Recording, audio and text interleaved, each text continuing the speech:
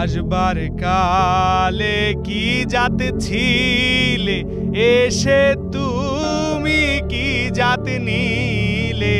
আসবার কালে কি জাত ছিলে, এসে তুমি কি জাত নিলে। কি জাত হবা যাবার কালে, কেউ জানে না কি তার জাত, কি বা তার ধর্ম। কথা ভেবে বলো না, রয়েছে নানা মতবাদও। জাত গেল বলে এ কি আজব কারখানা। তারপরও লালনের আধ্যাত্মিকতায় অপার হয়ে বসে থাকে মানুষ, প্রার্থনা করে দয়াময়ের কাছে, পারে লয়ে যাও আমায়। লালন বলে জাতের কি রূপ, লালন বলে জাতের কি রূপ। দেখিলাম না এ নজরে, সব লোকে কয় লালন কি জাত সংসারে। লালনের সম্পূর্ণ জীবনের সবচেয়ে অবিকৃত তথ্যসূত্র তার নিজের রচিত এমন প্রায় ৩০০ গান। যদিও একতারার সেই সুরেও সাইজি রেখে যাননি তার নিজের জীবন সম্পর্কে বিশদ বিবরণ। আর তাই হাজারো পড়শির কাছে মহাত্মা লালনের আরশিনগর হয়ে উঠেছে ছেউরিয়ার আখড়াবাড়ি।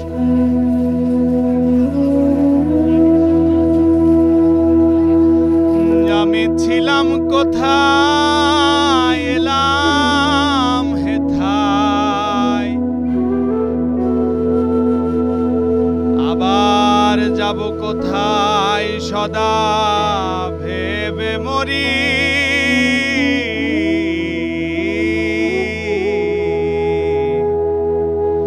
দিনের দিন হলো আমার দিন আখেরি, দিনের দিন হলো আমার দিন আখেরি। এই যে দুই পাশ দিয়ে যে মানুষের ভিড় দেখছেন, এটি কুষ্টিয়ার ছেউরিয়ায় লালন শাহের একটি উৎসবকে ঘিরে। প্রতি বছর ছেউরিয়ার লালন শাহের এই প্রাঙ্গণে জড়ো হন দেশ বিদেশ থেকে আসা অগণিত মানুষ। আজকে পুরো জায়গাটি জুড়ে কি কি হয় এবং কি কি আয়োজন থাকে সেটি দেখাবো আপনাদের। বাল্যকাল খেলাতে গেল, যৌবনে কলঙ্ক হলো, বৃদ্ধকাল সামনে এলো, মহাকাল করলো অধিকারী। দিনের দিন হলো আমার দিন আখেরি। সারা বিশ্ব ব্রহ্মাণ্ডে যেমন 10টা দিক আছে, এরকম একটা মানুষের 10টা দিক আছে। তাকে হতে হবে সত্যবাদী, হতে হবে জেহাদি, হতে হবে কষ্ট সহিষ্ণু, হতে হবে অল্প তুষ্ট থাকা, হতে হবে আপন গুপ্ত অঙ্গের হেফাজতকারী হওয়া, সত্য বিশ্বাস করা, একত্ববাদ স্বীকার করা, ন্যায় পরায়ণ, ধৈর্যশীল এবং সৎসাহস। এই 10টা গুণাবলী যে চরিত্রে বাস্তবায়ন করতে পারবে সে একজন মানুষ।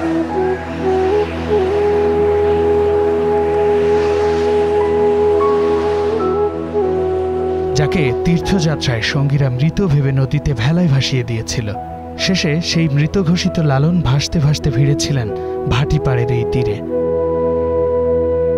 শত বছরের জীবদ্দশায় সেই তীর হয়ে উঠেছিল জীবনের পাঠশালা, যার প্রভাব শত বছর পর আজও দৃশ্যমান জীবনের দর্শনে। তো এখানে ভাব ও ভক্তির ব্যাপার, এবং ভক্তিগুলো সর্বদা নিজ নিজ। সাইজি বলতেছে যে যার যার ধর্ম শেষে করে তোমার বলা অকারণ, কবে সে হবে ধর্মপরায়ণ। তিনি জাতিগোত্র সবগুলো মিলিত একটা শৃঙ্খলা মানব সমাজ চেয়েছিলেন, এটাই তার আশা ছিল, বাঞ্ছা ছিল। সাধুরা অতীত ভবিষ্যৎ এই দুইয়ের মিলিকরণে বর্তমান সময়টাকেই তারা প্রাধান্য দেয়। কারণ সাইজি বলছেন বাকির আশায় নগদ পাওনা কে ছেড়েছে ভুবন। এই যে সময়টুকু যাচ্ছে এইটাই আমি, এর বাইরে তো আর আমার কোনো কিছু নাই। সাজির এখানকার এই মাটি আমাদের মধুর মতো থাকে। এই মাটিতে পা দিলে আর বাড়িতে আর জাতি আঠা থাকে না। এখানে নিয়ে যাওয়ারও কিছু নেই, বাঁধি দেওয়ারও কিছু নেই, যা কিছু সব সাথে। কারণ সাজির কালাম হচ্ছে আমার ভিতরে। আমি দোষ দিব আর কারে রে,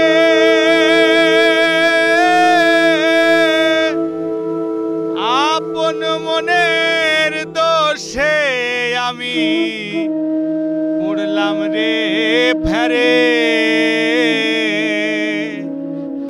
এখন দাঁড়িয়ে রয়েছি লালন ফকিরের মাজারের সামনে।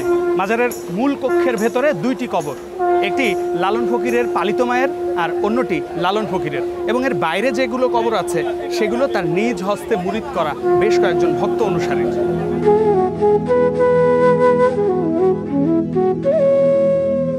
লালন ফকিরের দেহত্যাগে মনের মানুষের সন্ধান থেমে যাবে না। তাই তো জন্ম, মৃত্যু আর মহাজনের খোঁজে মানুষ খোঁজার এক মিলন মেলায় রূপ নেয় আখড়াবাড়ি। ভক্তিরূপে সৃষ্টিকে খোঁজা আর নিগুড় প্রেমের বন্ধন আত্মায় আত্মায় মিলিয়ে দেয়। লালনের কথায় এ যেন এই মানুষ গাথা, দেখতে যেমন আলোকলতা।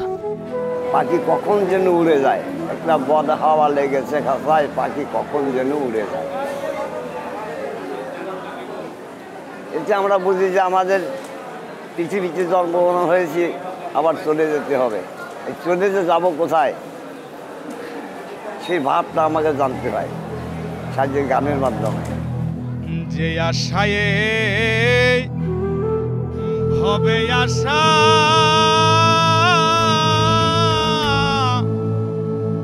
ভাঙ্গিল সেই আশা বাসা রে। মনের মানুষ বলি আর মহাত্মা বলি, মানুষের কাছে লালন আসলে মানবতার কবি, অজর, অমর, অক্ষয়, যিনি গানে গানে মানুষের মনে বুনে গেছেন অসাম্প্রদায়িকতার বীজ। প্রকাশ পেয়েছে সমাজের অসঙ্গতি, ধর্মীয় কুসংস্কার। নিখাত সুরে ফুল হয়ে ফুটেছে প্রেম, প্রকৃতি, ভালোবাসা। লালনের ধরাধাম তাই বুঝি টানে মানুষের হৃদয় অনুভূতি।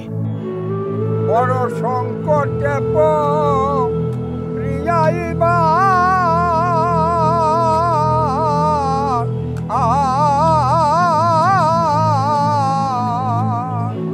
এই দুনিয়া থেকে সাইজি চলে গেছে, তাই না? কিন্তু অনেক মধু ছিটা হয়ে গেছে। দেখেন কোথার থেকে চলে আসছে, দিনাজপুর, রংপুর, খুলনা, যশোর, বরিশাল। কিসের জন্য?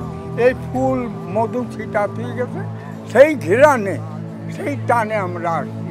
তোমার মতায় আমি যাই চাটা করো তুমি। হাওয়ার সঙ্গে সৃষ্টিকর্তা আসে যায়, আর হায়াতুল মুরসাল নবী থাকে, তাই তো? হাওয়ার সঙ্গে হাওয়া এখন সাইজি বলে গেল, সাইজেই হাওয়া ধরতে পারে নাই, আমরা আবার কি ধরবো?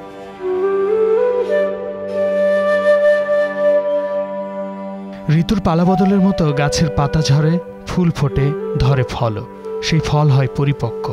লালনের জীবন ছিল এমনই এক বৃক্ষ সম। তিনি স্থির ছিলেন মননে, চলনে ছিলেন গতিশীল এবং পরিশালিত। জীবনের সকল অনুষঙ্গের সহজিয়া অবলম্বন আর দর্শন দেখিয়ে দিয়ে গেছেন নিজের কথা ও জীবন আচরণে।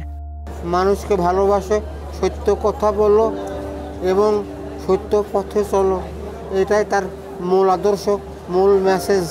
তিনি নিরক্ষর ছিলেন সত্যি, কিন্তু তার বচন ভাঙ্গিতে আমরা বুঝতে পারি না তিনি অশিক্ষিত ছিলেন। তার গানকে আমরা, তার কালামকে আমরা গান বলে থাকি, এটা গান নয়, তার সেটা কালাম।